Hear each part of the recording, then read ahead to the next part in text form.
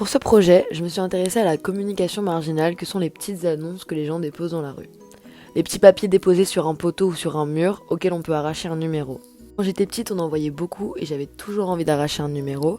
Mais aujourd'hui, on propose tous quasiment nos services sur internet.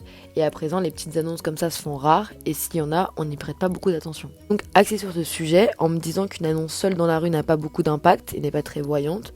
Mais si on les réunit toutes au même endroit, on leur accordera beaucoup plus d'importance. Aimant les œuvres dans lesquelles je me sens réellement incluse par l'artiste, je m'interroge beaucoup sur la place du spectateur dans l'œuvre et comment elle peut devenir un lieu d'échange et d'interaction. Ici, je me suis donc penchée sur la pensée de Rikrit Tiravanija, notamment dans son œuvre Recreational Lunge, où il pense que le plus important n'est pas forcément l'œuvre en elle-même, mais ce qu'elle va générer entre les êtres. Je me suis donc mise à épier les rues à la recherche de ces précieuses annonces afin de créer une cabine à service. En effet, à l'intérieur de cette cabine, des centaines de véritables annonces appartenant à des gens qui ont déposé un papier dans la rue et qui proposent leurs services. L'idée était donc ensuite de venir passer cette cabine dans la rue, qu'elles viennent se placer au cœur même du quotidien des gens et de leur laisser la libre possibilité d'entrer à l'intérieur et de prendre un numéro qui les intéresse.